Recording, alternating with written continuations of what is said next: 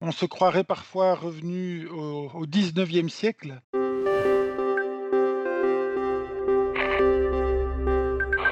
Alors l'ubérisation, ça c'est vraiment, tout ce que l'on souhaite éviter. On se croirait parfois revenu au 19e siècle, où sous prétexte d'une technologie alléchante, hein, orientée client, grâce, à des plateformes digitales que l'on appelle collaboratives, on va certes offrir un service plus facile, aux clients, mais ce que l'on fait surtout, c'est que l'on met des travailleurs et des travailleuses en situation d'exploitation. Pensez par exemple aux travailleurs de Deliveroo qui se retrouvent dans une situation à pouvoir se faire licencier en un seul clic.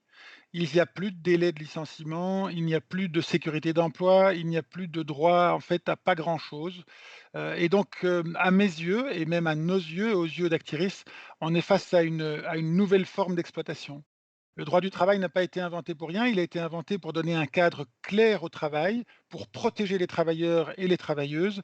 Et c'est la raison pour laquelle, suite à l'enquête qui avait été ouverte par le ministère fédéral du Travail sur la société Deliveroo, et qui a conclu que les conditions de travail n'étaient pas respectueuses du droit du travail, eh bien Actiris a refusé de faire de la sélection et recrutement pour Deliveroo et a refusé de publier les offres d'emploi de Deliveroo sur notre site internet.